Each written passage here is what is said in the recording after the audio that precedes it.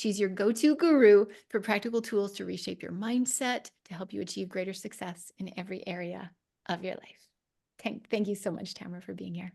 Thank you, Elizabeth. It's an honor. So happy. Yeah, this event is incredible, and I'm so glad that you're part of it. It's one thing for me to introduce you, but tell everybody a little bit about what it is that you do. You're part of it. One thing Okay, for me to introduce you, but tell everybody a hold little bit on. about. Got a little feedback on the line. Let's get you unmuted again.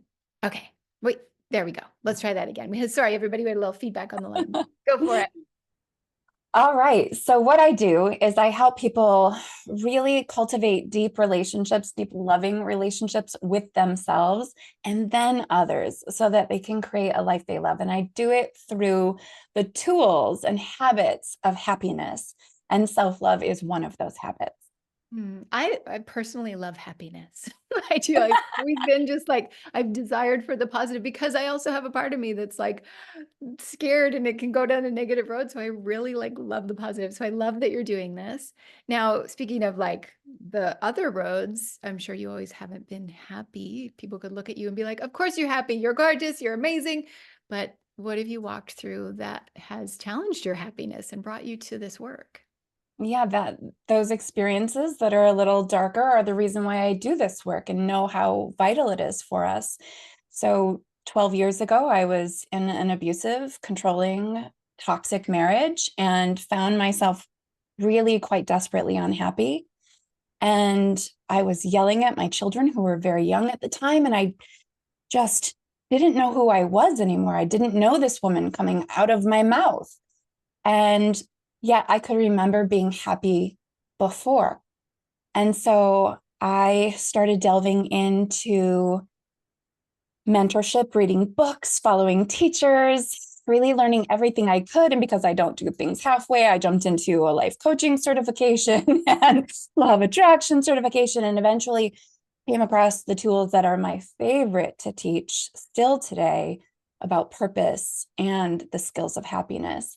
And day by day, week by week, like some of us have said, life began to unfold, and I emerged from my chrysalis to be this woman today. And it's too good to keep it to myself. So now I get to teach this full time, online and in person. And it's just such a beautiful life. And it came from the goo.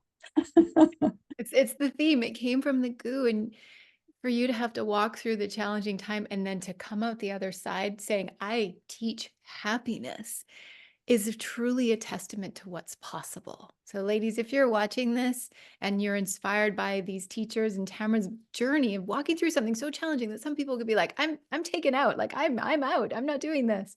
But you went, no, I'm going to go all in, 100% in. That's so powerful. And I'm so glad that you did. Thanks, me too. It works. I'm going to hand you the floor so that you can teach everybody a little bit more about self-love and the superpower being self-love. And I'm sure our audience was going to just love this so much. Awesome. Thank you so much, Elizabeth.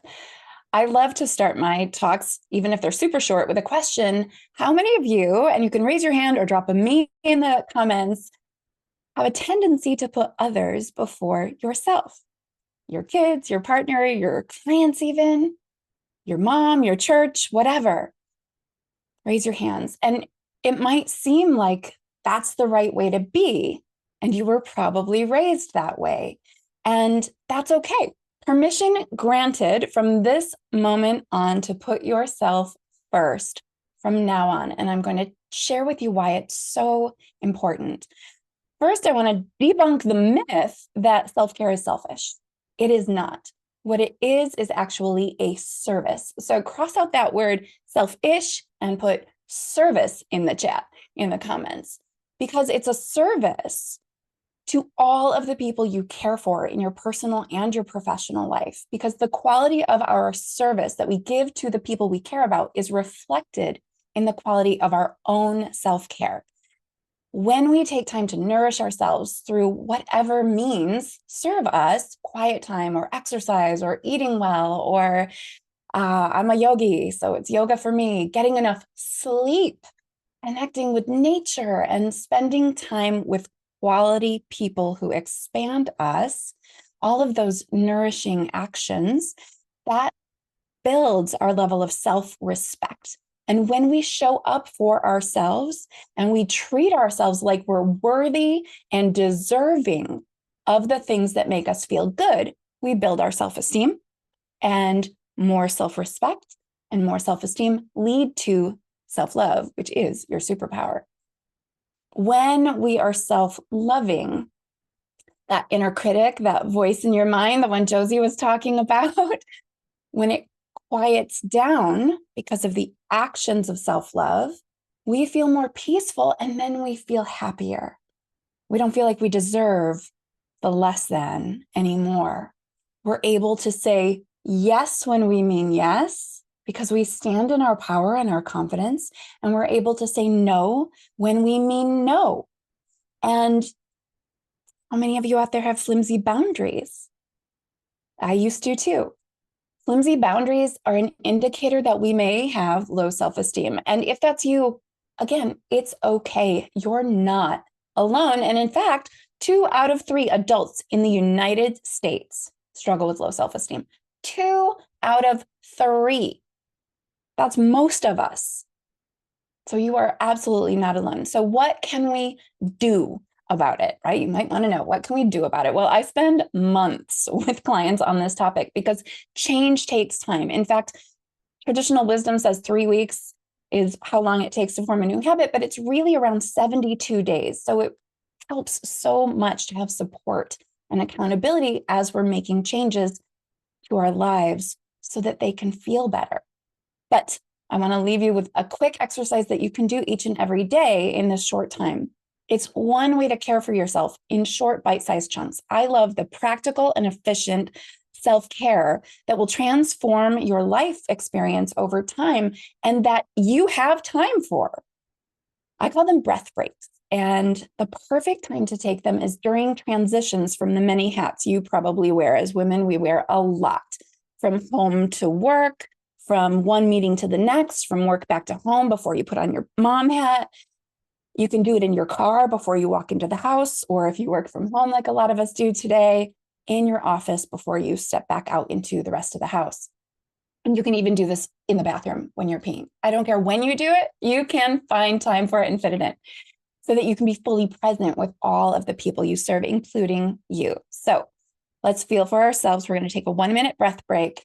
What an impact just 1 minute can make. So place a hand on your heart if it's safe and possible for you. Close your eyes if you feel comfortable doing so, and begin to put your attention on your breath and notice as you allow it to become a little deeper and a little slower than your usual breath. And now just consciously scan your body from head to toe as you breathe, starting at the top, releasing and relaxing the forehead, the cheeks, the jaw. As you slowly inhale and exhale, drop the shoulders away from your ears and let your spine grow a little longer. Release the belly. There's no need to grip or hold anything in right now. This is your time to release, your time to relax.